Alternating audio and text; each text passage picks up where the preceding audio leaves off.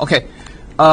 Yeah, so last time we derived the relationship that relates the evolution of the boundary layer in the streamwise direction with the evolution of the boundary layer in the thickness direction. Okay? And there is this very interesting number. So basically we can say like for flat plate, x, which is the length of the boundary layer in the streamwise direction, is times this number, viscosity divided by density, then divided by velocity of the free stream, is going to be on the order of the square of the thickness of the boundary layer, right? And we have seen that, of course, this number has a dimension of length. And for air, this is a very tiny length because mu is going to be on the order of 10 to the minus 5, right? It's 1 point something times 10 to the minus 5. And the density is on the order 1, right? Kilogram per meter cubed. And the velocity, I mean, depends on what are you looking at. It is usually on the order of 10 to 100, right?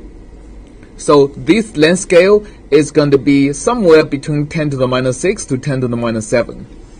It's going to be about a micrometer or even less. All right.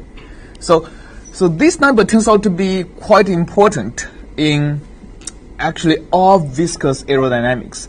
It's important to the extent that we end up comparing all length scales relative to that small length scale.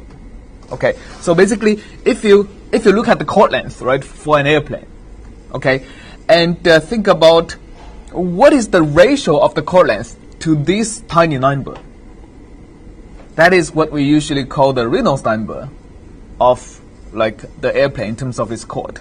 So the Reynolds number is defined in terms of the ratio. So for example, the Reynolds number of a chord, RE is the Reynolds number is defined as any length, for example, the chord length, divided by this thing, mu divided by rho u0, right? So that's, I mean, usually we just write it as rho u0c divided by mu, right?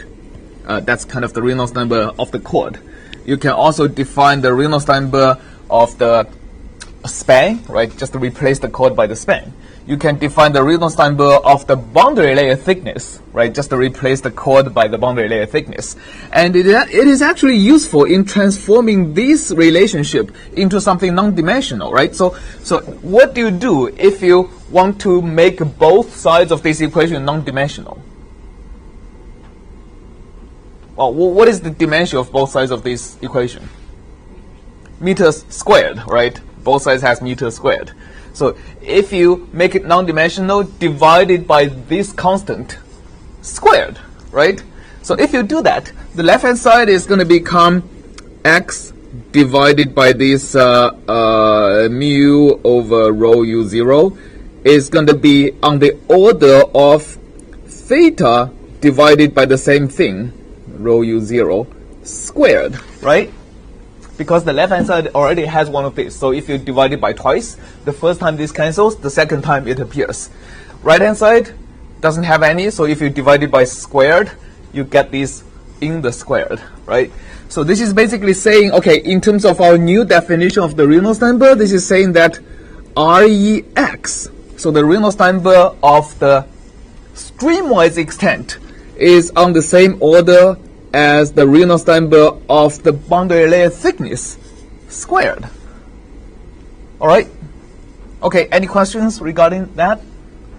Okay, so the Reynolds number is basically the ratio of any length, right, to that viscous length scale, right, that we can basically derive by looking at the boundary layers. All right? And for example, we can just rewrite our what we derived on Monday in terms of Reynolds numbers. The thing becomes a lot easier. All right. So for example, if you're looking at a Okay, so let me just go to an example. Okay, so this is something actually Professor Drayler calculated. What is the maximum L over D you can ever get? Okay, of an airfoil. So this is basically saying that Professor Drayler already told you that viscous boundary layers actually contributes to drag, right? So this is in addition to the induced drag we have looked at. So of course we can make the induced drag equal to 0 if you look at the infinite span, right? So looking at a span much greater than c, then induced drag goes to 0. But even in that case, you still have viscous drag, and this is basically the L over D, assuming it's an infinitely long airfoil with no induced drag. Okay, I mean in reality you are not going to get this with any finite span, but like, so this basically tells you, okay, if I just focus on an airfoil without considering the wing, the finite span aspect, what is the most efficient airfoil I can ever design? And it turns out that this actually depends a lot on the Reynolds number with respect to the chord length. So whenever you say Reynolds number, right, it is the ratio of whatever you're looking at to that viscous length scale. So you have to say Reynolds number of what? And usually REC is the Reynolds number of the chord length, ratio of the chord length to that mu over rho u0, right? And u0 is the flight velocity of the airfoil. And for example, we can just make sense of the REC a little bit in terms of what is actually flying. So remember that length scale we are looking at, right? Again, like is the chord length divided by mu over rho u, infinity in this case. All right, and the mu is about 10 to the minus 6. Rho is about 1, right? So in order for you to get the 10 to the 3 Reynolds number, or let me just make it easier by actually putting all of these into the numerator, rho u infinity c divided by mu. So this is 10 to the minus 5. So that actually contributes a 10 to the 5. Rho is 1, so let's just get rid of this in our equation. Basically, a Reynolds number of the chord of 1,000 means the product of velocity and the chord length has to be 10 to the minus 2. Okay? So that corresponds to, for example, a flight speed of 2 meters per second times a chord length of 5 millimeters. Right? So it's an insect. All right. And you do see insect wings pretty much looks like that. Right? If you take any insect, it has a very thin wing that's kind of essentially a film. Okay? And if you go to here, this is a large insect. Okay, so a flight speed of 5 meters per second with a 2 centimeter chord length. All right, so that's kind of a dragonfly or something, or like a tiny bird or a big insect. This is a typical bird. So think about a flight speed of 10 meters per second, okay, with a chord length of 1 decimeter, 10 centimeters. So that's like a typical bird, and you do see bird wings looking something like that, right? Like you have the bone like over here and the feathers like that. All right, and as you go to higher and higher Reynolds numbers, this is like a big model airplane, 10 to the 6. You again think about okay, 20 meters per second the flight speed, half a meter chord length, right? And 10 to the 7 is a typical general aviation airplane, okay, like a Cessna, 50 meters per second, a 2 meter chord, and this is like a bigger airplane. So you do see, like as the Reynolds number go to bigger and bigger, the optimal shape of the airfoil actually changes dramatically. And why is that? This is exactly because the thickness of the boundary layer. So this is defined as REC, right? the thickness of the boundary layer in terms of the Reynolds number is going to be the square root of REC, right? Which means, okay, as the Reynolds number go higher and higher, the thickness of the boundary layer relative to the same small viscous length scale also goes higher and higher, but not as fast, right? So for 10 to the 8, the RE theta is, well, assuming we still get a laminar boundary layer, and we're going to see later that in this case, we are almost surely going to get the turbulent boundary layer. This goes to 10 to 4, which means if you look at theta over C, the relative thickness of the boundary layer compared to the chord length is actually going to decrease as okay, so let me actually do the math.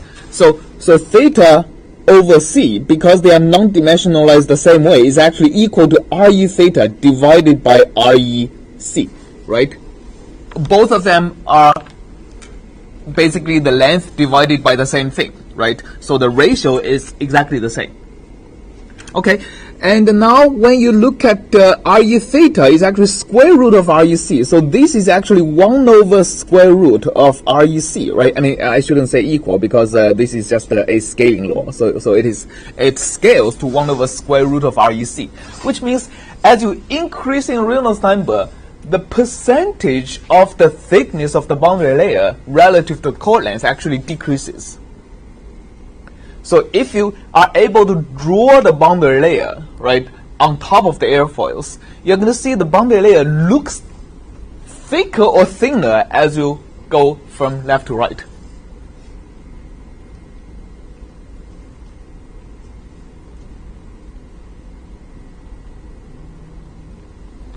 Okay, as you go from here, so this is REC, right? So as you go from here to here, does the boundary layer look thicker or thinner, right? Just imagine this relationship. REC increases over here. So theta over C. You know what is theta, what is C, right? Theta is the thickness, C is the chord length. Okay, actually, it would decrease as you go from here to here, right? So if you're able to visualize the boundary layer that sits on top and bottom of the airfoil, does it look thicker or thinner as you are drawing the boundary layer on top of this graph?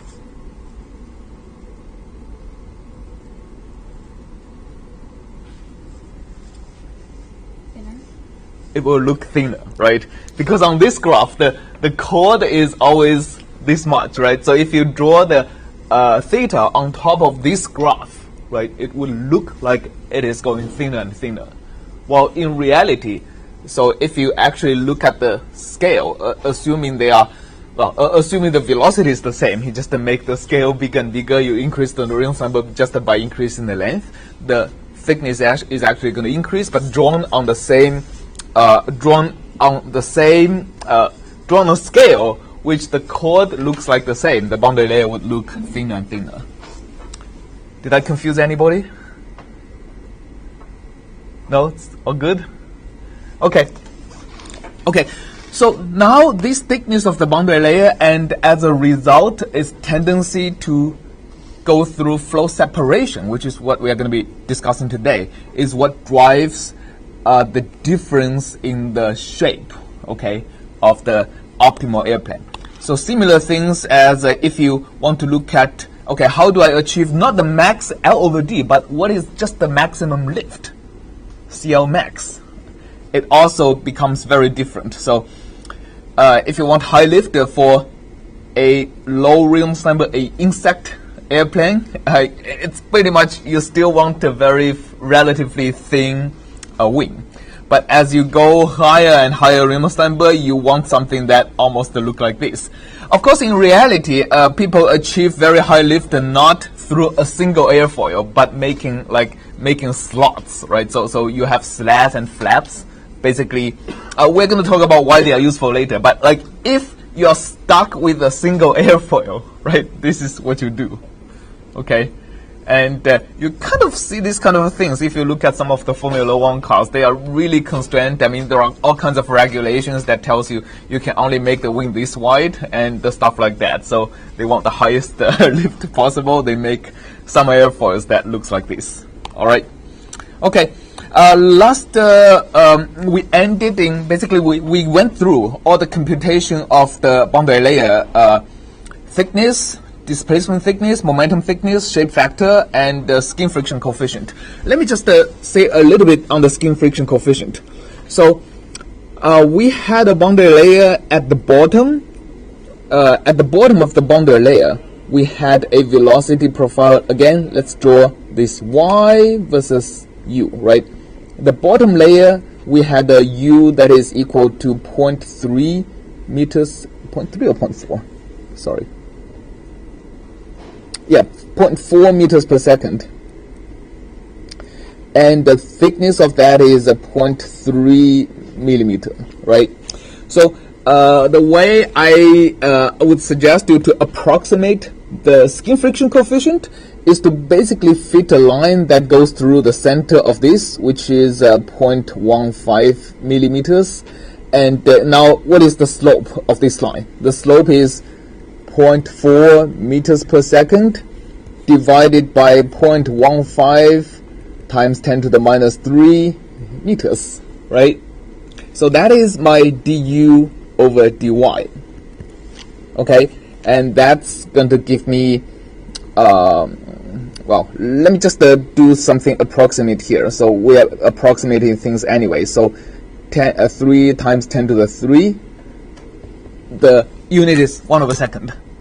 All right, that's 1/2 is the unit of what we call shear rate. Okay, so the rate at which the velocity is different over space. Now, what is tau? Tau is equal to the viscosity times the shear rate. Okay, and that is going to be, I'll just approximate it as 10 to the minus 5. Okay, because we are approximating anyway. So multiplying this is going to get me 3 times 10 to the minus 2, and this is in pascals, right? Newton per meter squared. All right, okay. And again, like you can see that for air, even though we have a very, very thin boundary layer, the shear stress, think about like what is 10 to the minus 2 pascals? It's tiny, right? So air is really, really not viscous. Okay, so even when you are looking at the tiny layer, so essentially the thinner the layer is, the higher the viscous force is, right? But even looking at the layer that's sub-millimeter, you still get a viscous force that's almost negligible compared to pressure force, right? We know like well, for atmosphere pressure is 10 to the 5, right? Much bigger than this. And even for moderately fast aerodynamic flow, the difference in the pressure is calculated by half rho u squared, right? Half rho is order 1 u squared. Even if you have a 1 meter per second flow, very slow, the pressure difference is going to be on the order 1. Again, much bigger than this. All right. Okay. So the skin friction coefficient basically is essentially exactly what I just said. Looking at the ratio of this tau with respect to the aerodynamic pressure. So here we have a 1 meters per second, right? Yeah, 1 meter per second. So this is the denominator is exactly a half Pascal, right? So this is going to be approximately 6 times 10 to the minus 2, right? Because this is basically half, or 0.06. So that's basically the skin friction coefficient. And I go through this just for you to have a little bit of intuition what the skin friction coefficient roughly is going to be, right? For a thin boundary layer like this in air. Okay? Any questions? Okay, so today let's actually look at a little bit more stuff. What is the effect of pressure gradient? Okay, so So we are going to start this with exactly the same answer we had previously, right? So, for example, this is exactly the same problem you worked through on Monday. The 99% thickness is going to be 1 millimeter, right? So I'm giving you the answer. The displacement thickness, I think, is 0.31, right? Is that what you... For those who have good memory, momentum thickness is 0.1 something, 17 something.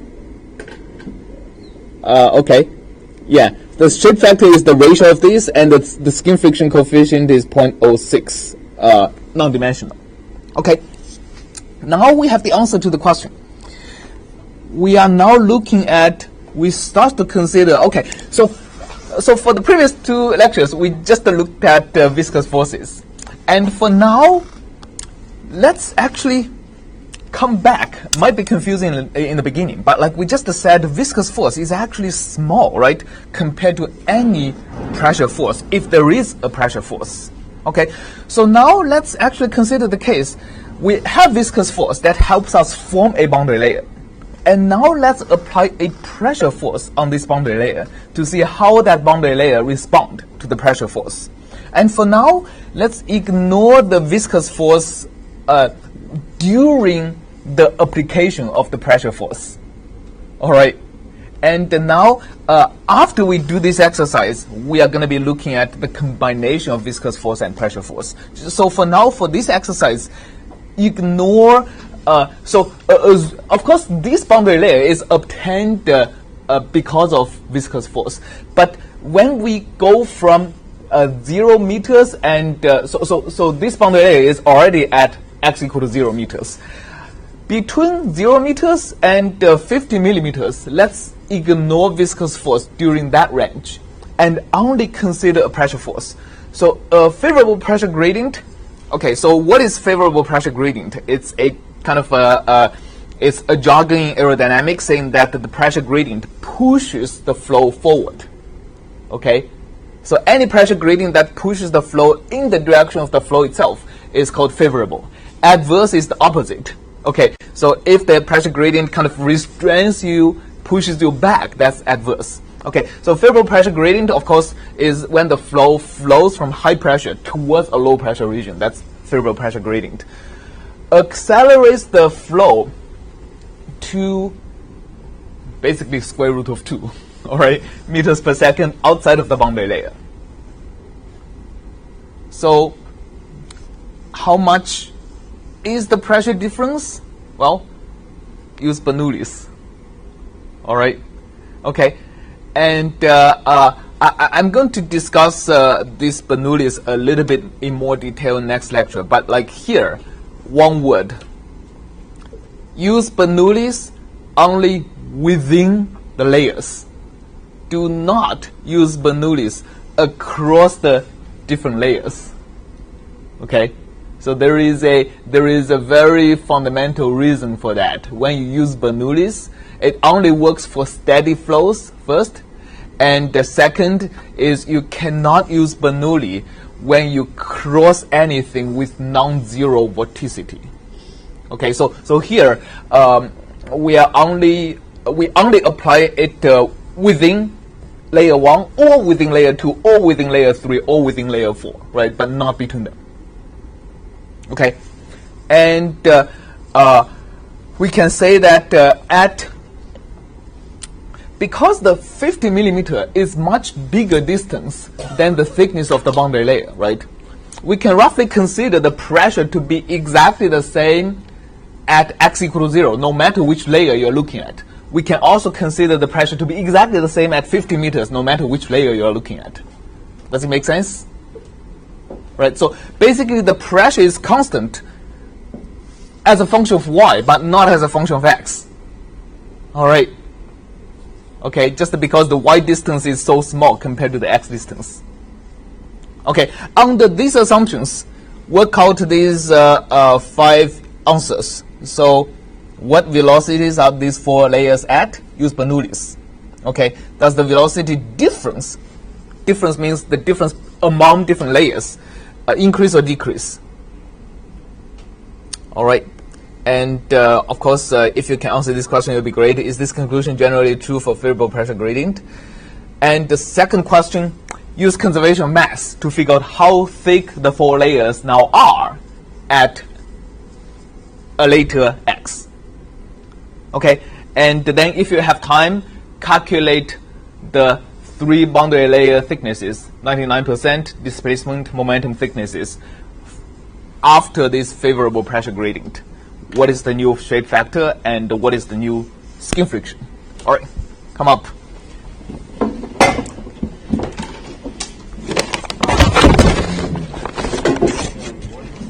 Yeah.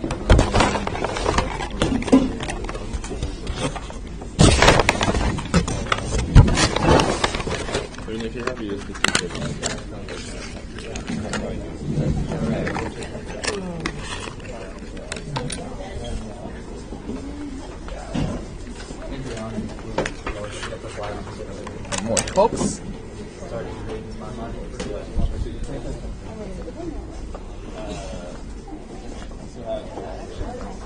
Okay, so the first one is... You sound much better. Yeah, I'm feeling better.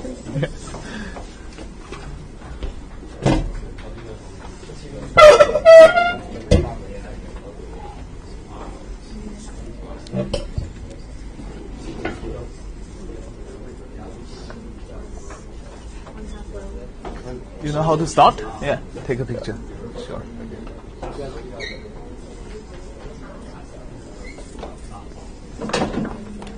Yeah, start with Bernoulli's, that's right.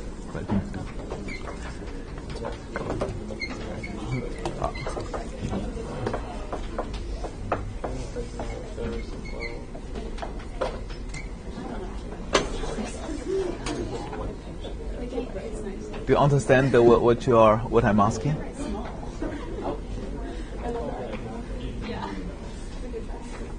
So basically, we had the U naught like out here is now 1.414. Yes. Okay. Yes.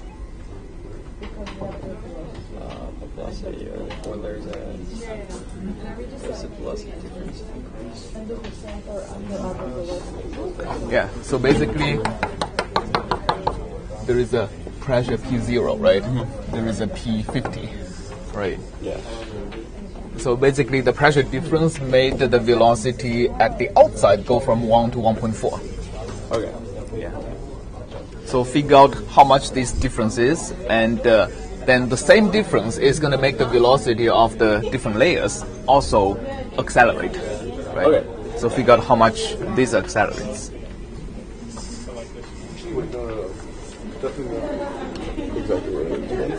Yeah, that's good. Okay. So you're going to figure out how much this is, right? Delta P. Yeah. So delta P. You just like know. Oh, it's actually just to figure out how much delta P over rho is because you don't know rho. I see. Yeah, and they're going to be applying the same delta P over rho for the other layers. I see. Okay. Oh wait, so and then we just take the Wait, why is it and then minus. Why would you? Delta P over rho, right? Yeah, but it doesn't matter. Just rho is 1 is fine. Oh, I said rho is equal to 1. Yeah, rho is okay. Yeah, just to say rho is equal to 1, it doesn't matter. Yeah, it doesn't matter. No, it's for whatever you want.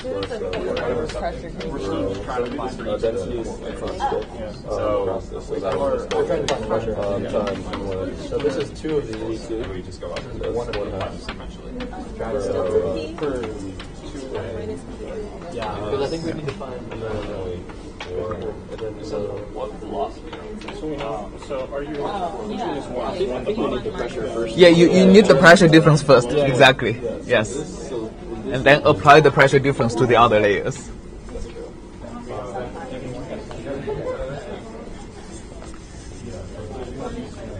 You like working by yourself? Yeah. Yeah. I was just starting with Bernoulli's first. Yeah. 50.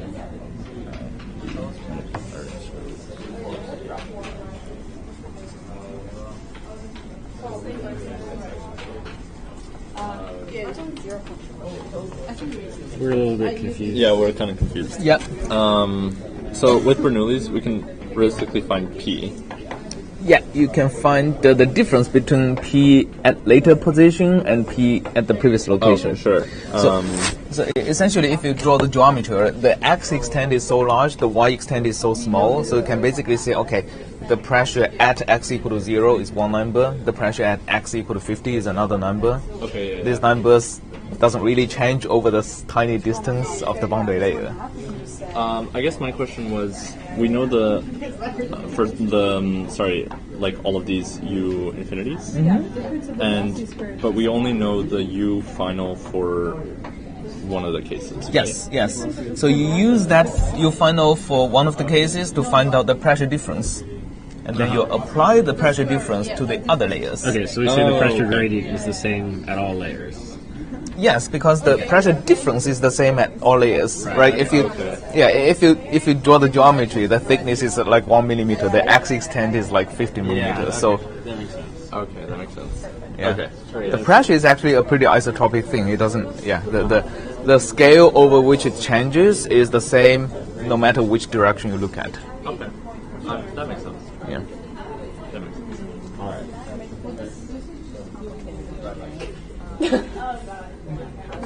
Point four squared. Point four squared plus one.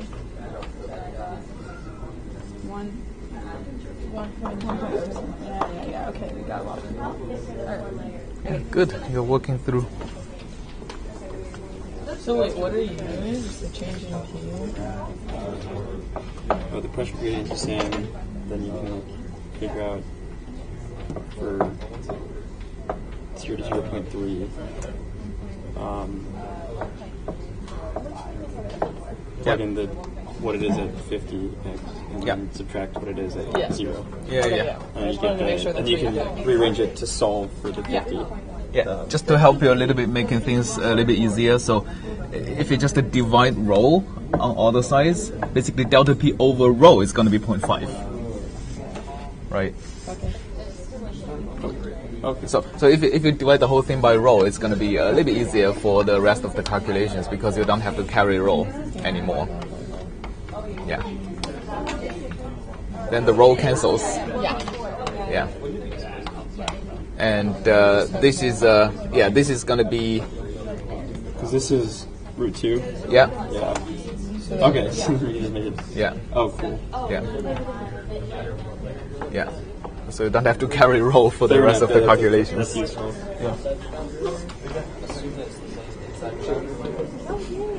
Pressure. Is that what we're going for? Second, so the pressure difference is half of this is point minus 1.077. wait. Half of this is 1, right? 0.4? Minus 2. Oh, we're doing 0.4 here. We did like each layer. 1.08. But for the 0.4, 0.7. yeah, but I didn't tell. I mean, the question is exactly what is the speed of layer 1, layer 2, layer 3 at a later station. I only gave you the speed outside of the boundary layer over here. I didn't give you the speed inside of the boundary layer for any of the layers. Right, and I told you not to use Bernoulli across the layers. Right.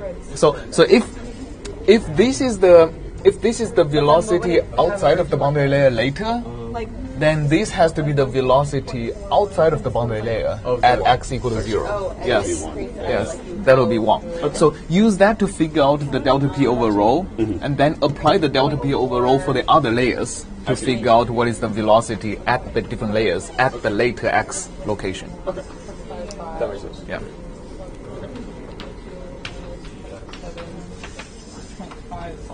I feel bad. I should have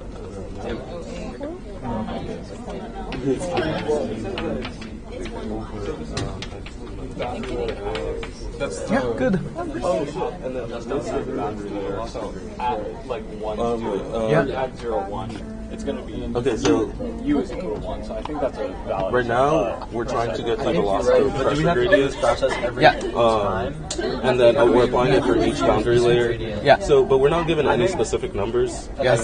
So then, like, Yeah. So to use Bernoulli, you don't exactly need the grading. You only need the difference. yeah, the difference. We don't need the. Yeah. But so for outside of the boundary layer, right? I told you not to use Bernoulli across the layers, but you Yeah. can use Bernoulli within the layer. Yeah. So outside of the boundary layer is one layer, right? So you know U2 outside of the boundary layer, which is square root of 2. You also know U1 outside of the boundary layer, which is 1. So this actually gives you the right hand side for you to figure out what is the pressure difference. Oh, and then we can apply that pressure difference. We know the pressure Exactly. difference for each because it's It's the same. It's the same. Okay, And if cool. you look at the geometry, this is super tiny, right? This is super long. So the pressure is basically one point over here, a different point over here. Okay, that makes Yeah. sense.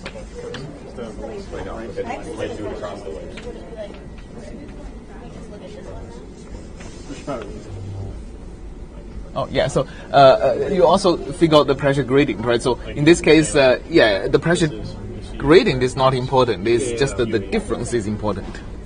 Okay. Right, and yeah, that's exactly right. And So we just, infinity is 1, so this is just the okay, so half. we can erase all this and just say Yeah. we know that.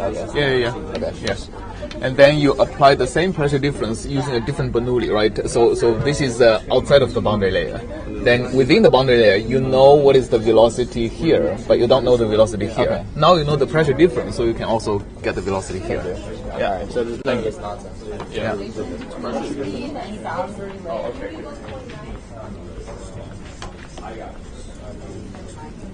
What are we doing here?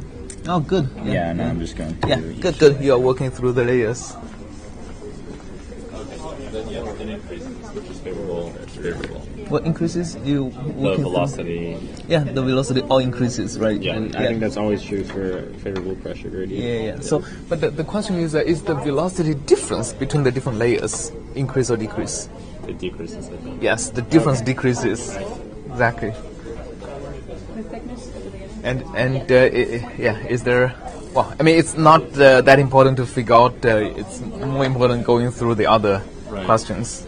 But the general question is, does the difference always decrease as you encounter favorable pressure gradient?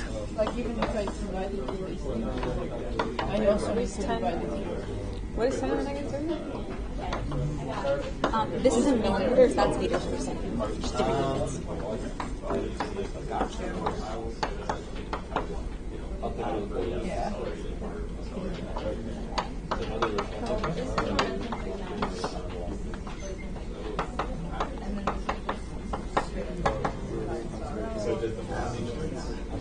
Yeah, that's right. I mean, it's 10 minus 3 is multiplied, right? But it's otherwise it's all good.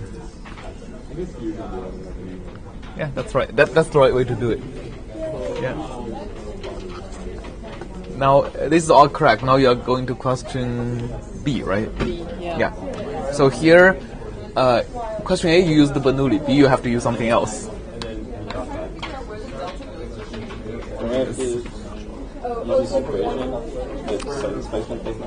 No, for question B, conservation of mass, something more fundamental. Oh, Right, if the velocity is faster, then like it's gonna be thinner, right?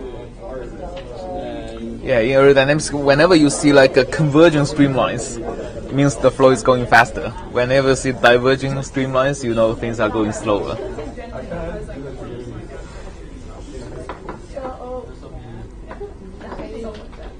And the speed times the width of the streamline is always. And then have to decrease from there.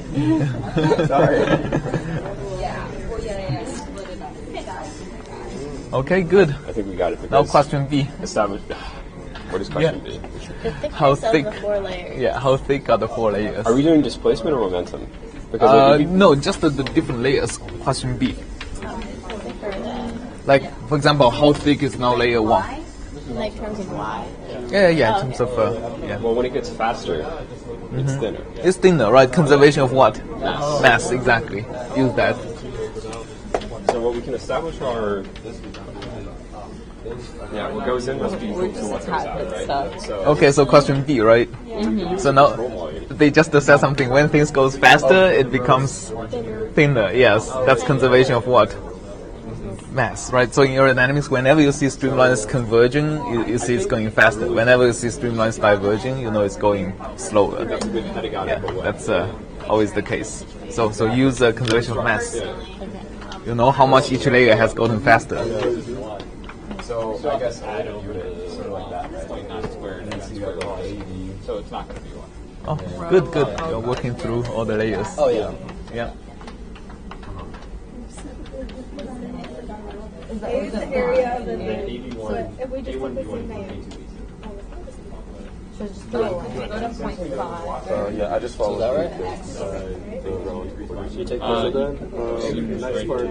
Oh no, but then there's also 4 layers. Or is it like violet? So yeah, this is the same thing. Yeah, that's right. Okay. That's right. So delta star Yeah. is Like equal if you to took like this placement, and then the like axis between.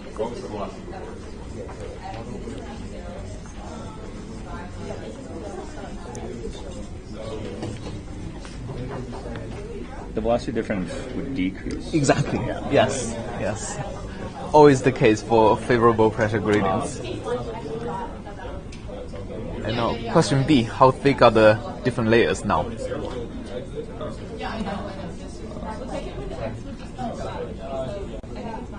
So, what principle would you use when things are going faster? Right? Would the layers become thinner or thicker? Why? It's conservation of what?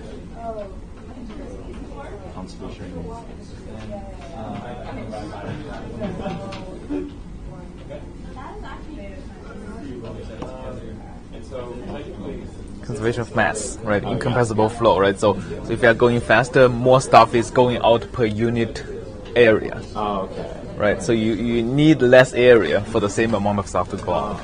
Yep.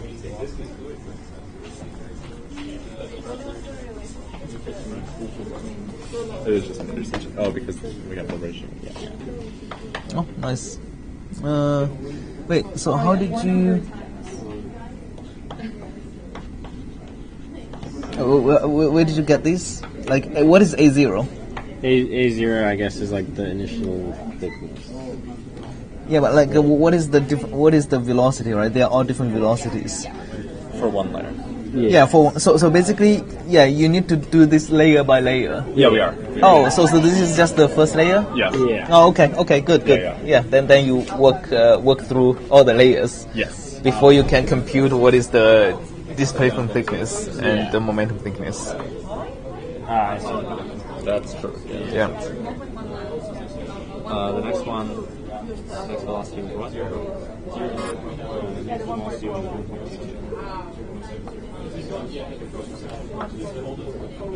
Sorry, this 0.11. Yeah, 1.7. We're talking all about x equals 54. Yeah, everything got thinner, right? Yeah, good. So we want this velocity over the 1.41. Exactly. At the Yes. Does the h stay the same over the x? Does the what stays the same? Factor, shape factor. No. When you calculate these two thicknesses, you're gonna see the shape factor changes. Okay, so we are finding the h factor for 50. Yes. Okay. By calculating the two thicknesses and divide. Okay. 1.7 over 1.41 times 1 times the same thing. Times 1.7 over 1.41. Well, you're good. Okay, I think I gave you too long of a list of questions. I think it's impossible to work through. So let's actually go back and I'm going to show, but everybody actually knows how to do it, right? So I'm going to show you like a computer program on Desmos I programmed that does exactly the same calculations you are doing, and basically everything after question B is just repeating the same kind of calculations you did on Monday, right? Basically, you know what is the velocity, you know what is the thickness of the 4 layers, recalculating the different thicknesses, recalculating the shape factor, recalculating the skin friction. So I'm just going to show you a Desmos program that does that. Boundary layer on the pressure influence. Okay. So here is exactly, so let me make this 0 for now. Okay, if I make this 0, the 4 layers are exactly what is prescribed, right? And this is a 1 millimeter. Okay, and if you look at the calculations, right? So you want. This is the same kind of calculations you guys are doing, except for delta P would be equal to 1 for, actually, delta P is equal to U0. What is my U0 actually? Oh, U0 is 10 in this case. So I need to actually make, so if U0 is 10, my delta P has to be 50, right, to get to what you are calculating. So this is actually, if you look at the new shape, the new shape is calculated exactly the same way. Maybe I need to make it higher. Right. So basically, it is exactly what you calculated, and but like multiplied by a scale of 10. Right. So this is instead of 1.077, is 10.77. All right. And also the thickness of each layer decreases again by conservation of mass. This is what is, yeah. So this is the conservation of mass, right? You guys are calculating based on the different heights. Okay, so and you can see that the difference in the different layers, the difference in velocity among the different layers actually decreases as a result of the favorable pressure gradient. And this is exactly the opposite if you make an adverse pressure gradient to make this delta P to be negative. You're going to see that the difference among the different layers actually magnify as a result of adverse pressure gradient. Okay, and also the boundary layer becomes thicker as you encounter adverse pressure gradient, as opposed to you did the calculation, the boundary layer becomes thinner, right, on the favorable pressure gradient. And you can also see that the CF would also decrease because both the velocity decrease and the thickness increase. So CF, the skin friction, would decrease on the adverse pressure gradient. The skin friction would increase on the favorable pressure gradient, right? These are all fine. Okay? And one thing I particularly want you to see is that if I have enough adverse pressure gradient, I get this. What is that? Let me do it slowly. Okay, so when the adverse pressure gradient is enough to make the bottommost layer go to almost 0 velocity, the bottommost layer is going to have its thickness going to infinity, right? What is happening here? This is when the skin friction is going to become 0, right? And the flow, the bottommost layer, the boundary layer basically. Okay, so here you can already see that the primary location of the shear layer. So here, where is the biggest shear? Where is the biggest pressure gradient? Is closer to the wall. Here we already see the biggest velocity gradient. Changing velocity is no longer close to the wall. It's over here, right? It's already starting to separate. I mean, the shear layer, the vorticity, the location where the velocity changes, is already starting to go away from the wall. And if you make it further, it goes away so much that we don't see it anymore. So this is flow separation. Okay, I mean, what we are showing here is working through the math, and if you just reverse the sign of the pressure gradient, you can actually figure out that when the flow would separate, okay, on the adverse pressure gradient, when the flow pushes against me. It's because when encountering adverse pressure gradient, the difference among the different layers, the difference in velocity among the different layers actually magnifies. So even if the outermost layer outside of the boundary layer is decelerated only a little bit, the innermost layer where the velocity is already low is going to actually decelerate a lot. Okay, so when the innermost layer becomes zero velocity, due to conservation of mass, its thickness is going to become so large that it pushes the rest of the layers to be away from the wall. That's when flow separates. Okay, and we'll get back on Friday and start to look at what is the consequence of flow separation on wings and airplanes. All right, okay, see you on Friday.